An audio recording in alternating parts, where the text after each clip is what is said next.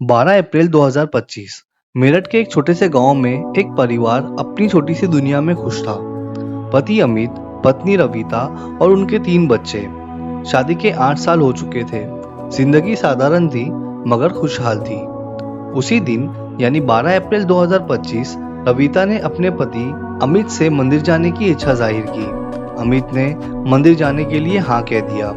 पूरा परिवार मंदिर जाता है और शाम के लगभग 7 बजे घर वापस आ जाते हैं। रविता ने सभी को खाना दिया। खाना खाने के बाद बच्चे दूसरे रूम में सोने के लिए चले गए और अमित भी दूसरे कमरे में सोने के लिए चला गया। 13 अप्रैल की सुबह अमित का बड़ा बेटा उसके लिए चाय लेकर गया। जैसे ही उसने कमरा खोला, एक जोरदार चीख पूरे घर में गूंज गई। घर वाले दौड़कर आए और देखा अमित बिस्तर पर लाश जैसे पड़ा था और हैरानी की बात यह थी कि उसके शरीर से एक बड़ा सांप लिपटा हुआ था। ये देखकर घर वाले बहुत ज्यादा घबरा गए। रविता ने रोते हुए कहा कि अमित को सांप ने काट लिया है और उसी वजह से उसकी मौत हो गई है। फौरन अमित को हॉस्पिटल ले जाया गया। डॉक्टर ने चेक किया और चेक करने के बाद घर वालों को बताया कि अमित की मौत हो चुकी है। एक पल में सब कुछ बिखर गया। एक खुशहाल परिवार टूटकर बिखर गया। लेकिन कहानी यहाँ खत्म नहीं होती है। अमित की माँ का दिल ये मानने के लिए तैयार ही नहीं था कि उसकी बेटी की मौत सांप के काटने से हुई है। हमने जो अपने लड़के के मुंह पर गोर दी तो हिंसा सारा मुंह लोच रखा, पाड़ रखा और ये सारे पाड़ रखे और गला सुज्जा सा हो रहा। अब इतने सी देर में ही पूरा गांव इकट्ठा हो गया। जब पूरा गांव इकट्ठा हो गया, हम कहने लगे भाई देखो सांप का खाया वाया नहीं है मेरा लौंडा। नो को हाँ सांप ने नहीं खा रखा। मैंने कहा यो किसी ने धरखा सांप दिखाने को, ये तो मारा वाया लौंडा। अमित की माँ का दिल कहता था कुछ तो छुपाया जा रहा है। इसी शक के साथ घर वालों ने पोस्टमार्टम की डिमांड की और तब एक नई सच्चाई सामने आई जिसने इस मौत को एक राज बना दिया।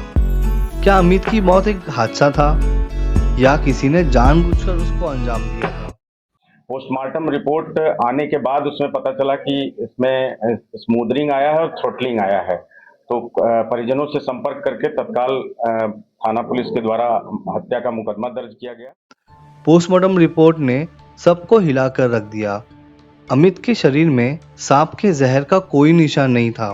पोस्टमार्टम रिपोर्ट के हिसाब से सांप ने अमित को 10 बार काटा था, लेकिन उस वजह से अमित की मौत नहीं हुई थी क्योंकि वो सांप जहरीला नहीं था।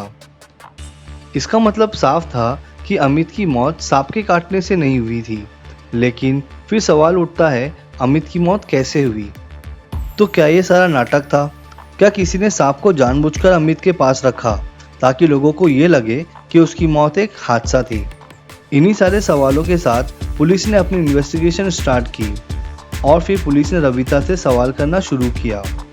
रविता पुलिस को यही बता रही थी कि अमित की मौत सांप के काटने से हुई है।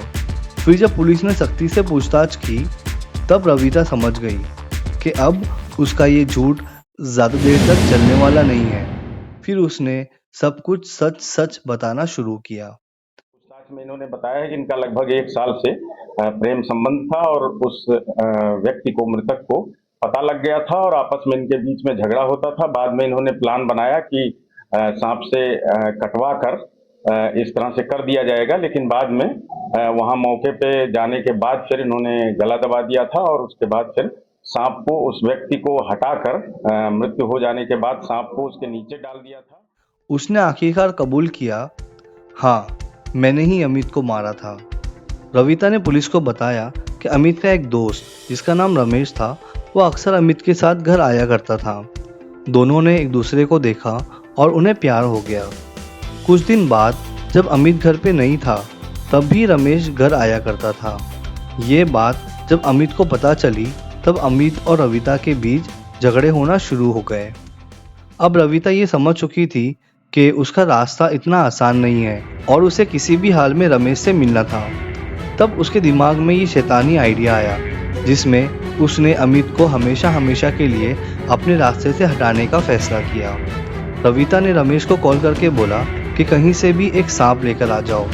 रमेश 1000 रुपये का एक सांप खरीद कर लेकर आता है।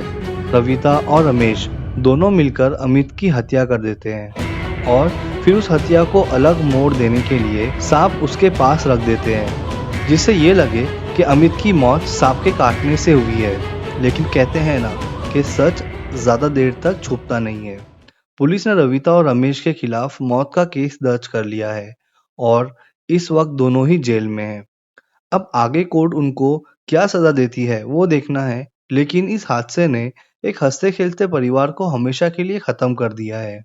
तो ये थी अमित की मौत की कहानी। ऐसी ही सच्ची घटनाओं को डिटेल में जानने के लिए चैनल को सब्सक्राइब कीजिए। Thank you for watching.